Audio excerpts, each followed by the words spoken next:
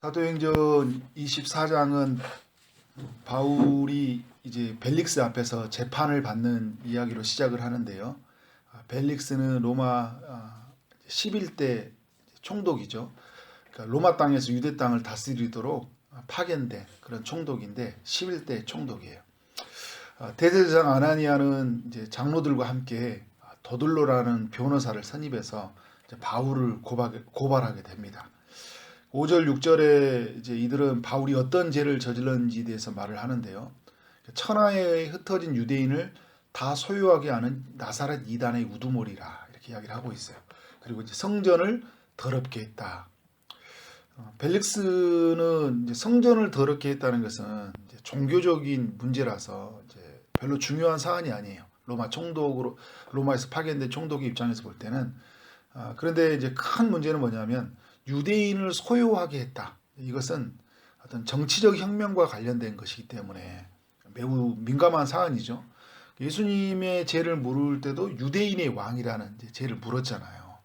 그러니까 어떤 정치적 혁명과 같은 이런 것들은 로마 입장에서는 굉장히 민감하다고 할 수 있어요.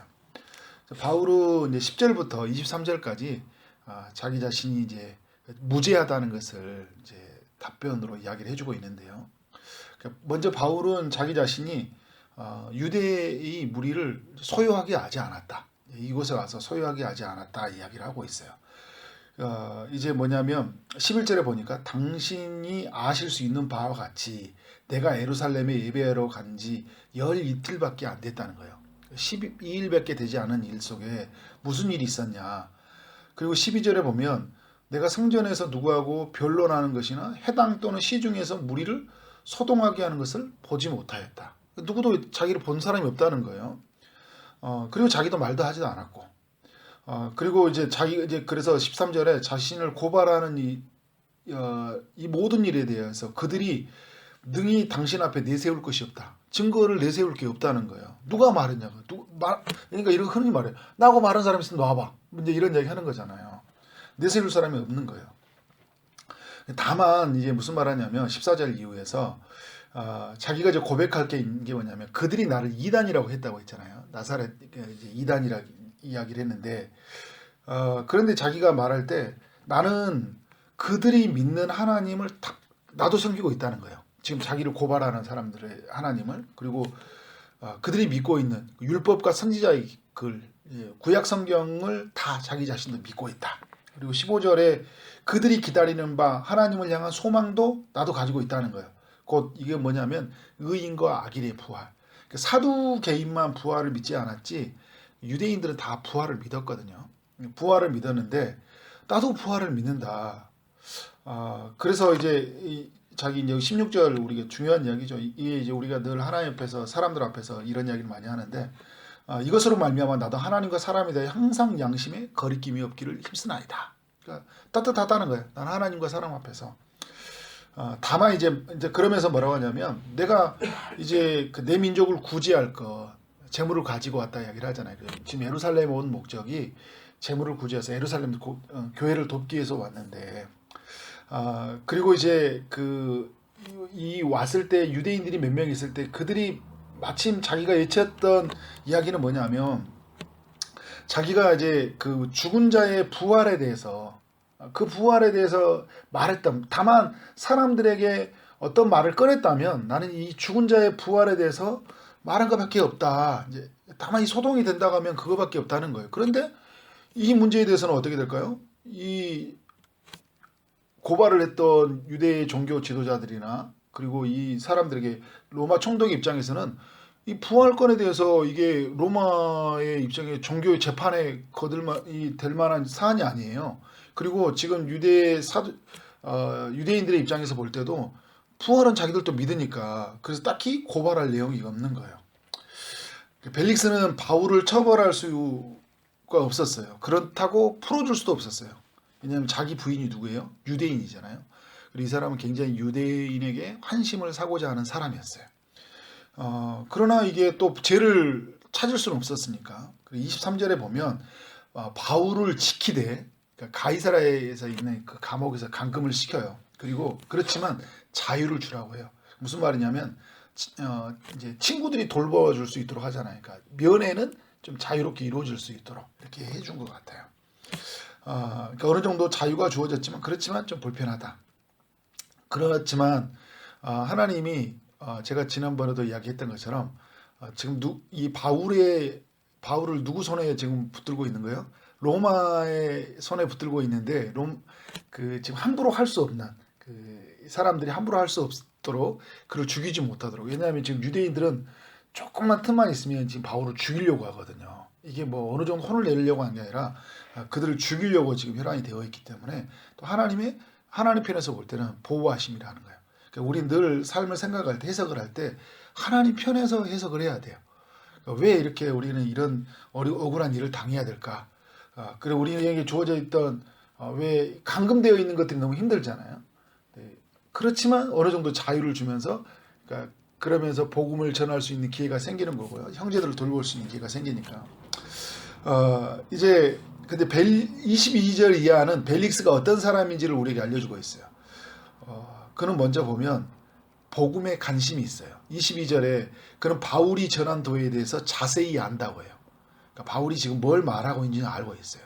그러니까 그리스도가 어떤 건지는 좀 어느 정도의 들었던 선 지식이 좀 있었던 것 같아요. 그래서 아내도 관심이 있었던 것 같아요. 그래서 아내와 함께 예수 믿는 것이 무엇인지 그 도에 대해서 자세히 듣는 그런 열정을 보여줘요. 근데 두 번째, 그는 예수님이 믿는 도에 대해 관심이 있었지만 두 번째, 그는 뭐에 관심이 있었어요? 돈에 대해서도 관심이 있었어요. 그러니까 26절에 보니까 동시에 또 바울에게서 돈을 받을까 바라는 거로 자주 불렀다. 불렀을 때 복음의 말씀도 듣고 싶었던 이야기가 있어요. 그러니까 어떤 지적 호기심이 있었던 것 같아요. 두 번째는 뭐냐면 그러면 이렇게 자꾸 만나다 보면 바울이 좀 돈을 좀 찔러주지 않을까. 지금 바울이 뭘 가지고 왔어요? 예루살렘에 돈을 가지고 왔거든요. 그래서 이미 돈은 다 줬죠, 형제들에게. 뭔가 그래서 얻을까 했는데 바울이 그런 주는 사람이에요? 전혀 그런 거에 돈을 주는 사람이 아니죠. 오히려 감옥에서 이게 어디야, 하나님 나라, 이것도 내 주 예수 모신 곳이다 생각하고 주의 때를 기다리고 있는 사람인데, 그 빌립보 감옥에 있을 때도 사건을 보면 알잖아요. 유대 시민권자로 나올 수 있었는데도 불구하고 그 빌립보 감옥에 들어가 있거든요. 그래서 간수장을 만나고 그 구원하고 나갈 때도 어떻게 해요? 나 그냥 안 나가, 너희들이 와서 모시고 가, 막 이렇게 떳떳하게 말할 정도로. 그런 바울인데 여기 와서 돈 주고 나가요? 천만의 말씀이죠. 세 번째, 이 사람은 그 유대인의 마음을 얻고자 하는 사람이었어요. 자기 부인도 보면 그 유대인이 여자였고 27절에 보니까요. 베스도라는 총독이 이제 베스도라는 총독이 12대 총독인데 벨릭스의 소임을 이어받게 되는데 어쨌든 이태가 지난 후에 소임을 이렇게 받았다. 그러면 그 이태 동안 바울을 어떻게 했다는 거예요? 감금했다는 거예요. 바울이 지금 죄를 물을 수 있는 것들이 없거든요. 그러니까 소유하게 했다는 죄들이 그렇게 죄를 물을 수 있는 게 그 사안이 아니에요. 그런데도 불구하고 2년 동안의 감옥에 가둔 거예요. 특별한 죄도 없는데. 이게 누구 때문이에요? 유대인들 때문이에요. 27절 하반절에 그잖아요. 벨릭스가 유대인을 마음을 얻고자 하여 바울을 구류하여 두니라 하여 하는 거예요. 그러니까 참 이 사람은 누구예요? 예수님이 십자가 못 박았던 빌라도와 정말 이렇게 총독들은 하나같이 닮았는지 모르겠어요. 하는 행동들이, 그죠? 민심에 굉장히 민감했고 돈에 밝혔던 사람들. 복음에 관심이 있는 것 같은데 돈에 붙잡혀서 복음을 저버린 사람이었고요. 사람들의 시선 때문에 복음을 끝까지 저버리는 매우 불쌍한 사람이었다. 이렇게 결론을 내릴 수 있을 것 같아요. 오늘 말씀의 결론을 내리면 바울은 죄가 없음에도 불구하고 2년이라는 시간 동안 이 가이사랴 감옥에서 감금된 채 살아야 했어요. 그러나 이 또한 이것도 하나님의 보호하심이었다. 이 악한 벨릭스는 유대인의 마음을 한심을 얻고자 감옥에 가뒀지만 또 하나님 편에서 보면 그걸 허락하셔요. 하나님이 풀어줄 수도 있었잖아요. 하나님이 주권하에서. 그런데 허락하셨던 건 뭐냐면 2년 동안 바울이 되어 있으면서 바울은 여러 가지로 또 로마 선교를 위한 준비를 하는 과정이 되었던 것 같아요. 또 육체적으로 굉장히 피곤하고 힘든 여정이었잖아요. 그죠? 하나님의 일하심이었다. 요셉이 감옥에서 몇 년 동안 있었던지 아세요? 2년 동안 있었어요. 그래서 그렇게 있으면서 그런 것들을 경험하게, 그 2년 동안 있었던 게 아니라 그 이후에 그 꿈을 해석하고 났을 때 2년이라는 시간이 있었어요. 다 풀려날 줄 알았더니 2년의 시간이 있었거든요. 그러니까 하나님이 또 일하심이 놀랍다라는 생각이 들어요. 어떻게 준비된지 성경은 말하지 않았지만 우리 추측해 볼 수 있는 거죠. 하나님의 어떤 준비하는 일하심이지 않았을까. 유대인들은 이제 보면 하나님도 믿고 성경도 믿고 부활도 믿었지만 뭘 못 믿고 있어요? 예수님의 부활을 못 믿고 있어요. 그러니까 지금 바울이 자기가 증명할 때 난 그들이 믿는 하나님도 믿고 성경도 믿고 부활도 믿어요. 그런데 그가 가지고 있는 비밀이 뭐예요? 이것이 예수 그리스도로 말미암아 우리에게 부활이 있다. 죽은 자에게 부활이 있다는 것을 바울은 이걸 깨닫게 된 거잖아요. 부활하신 예수를 만나면서. 그걸 이제 증거하게 왔거든요. 유대인들은 믿지 못해서 그랬기 때문에 바울을 고소한 거고요. 바울은 그것 때문에 그는 감옥에 있지만 안전하다라고 생각하는 거예요. 벨릭스는 의와 절제와 장차올 심판에 대해서 바울에게 듣거든요. 그 의라는 것은 어떻게 우리가 인간이 의로움을 입는 거냐. 절제라는 것은 우리 자신이 버려야 할 죄의 문제라는 하는 거예요. 어떻게 우리는 죄를 버릴 수 있냐. 어떻게 의로움을 입을 수 있냐. 장차올 심판에 대해서 우리는 어떻게 맞이할 수 있냐. 바로 예수 그리스도를 믿는 자만이 장차올 심판에서 우리가 벗어날 수 있고 죄를 벗어날 수 있고 의로움을 입는 거잖아요. 이 비밀을 알았어요. 그러나 벨릭스는 이 비밀을 알았어 뭘 알았어요? 몰랐어요. 뭐 때문에? 돈 때문에. 유대인의 한심을 얻는 것 때문에 그는 이 복음의 소식을 듣지 못했어요. 오늘 여러분에게 묻고 싶습니다. 여러분은 예수님으로 말미암아 이루어지는 부활을 믿나요? 예수님을 구주로 믿고 있나요? 예수님이 이 땅에 가장 돈보다 어떤 것보다 가치 있고 존귀하다는 것을 믿고 있나요?